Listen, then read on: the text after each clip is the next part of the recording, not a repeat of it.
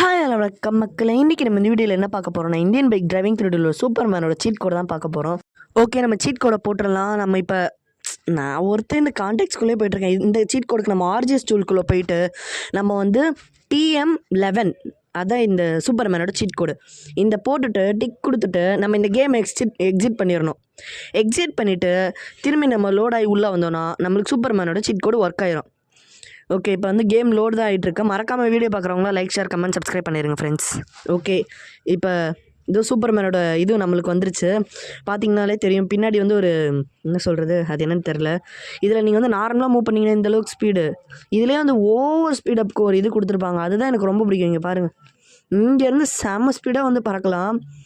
Okay, அதே மாதிரி இதில் உள்ள இன்னொரு இது என்ன தெரியுமா, இதை வந்து கண் வழியாக லேசர் விடுறதுக்கு என்ன பண்ணணும்னா, நம்ம பஞ்ச் பண்ணுற பட்டன் இருக்குல்ல, அதை லாங் ப்ரெஸ் பண்ணோன்னா கண் வழியாக வந்து லேசர் வரும்.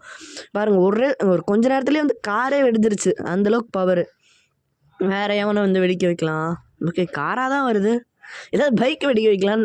பைக் வெடிக்க வச்சா நல்லாயிருக்கும். சரி, ஓகே மக்களே, இப்போ நான் அடுத்த வீடியோவில் ஹல்கோட சீட் கோடோட அவங்கள வந்து பார்க்குறேன். அது வரையும் பாய்.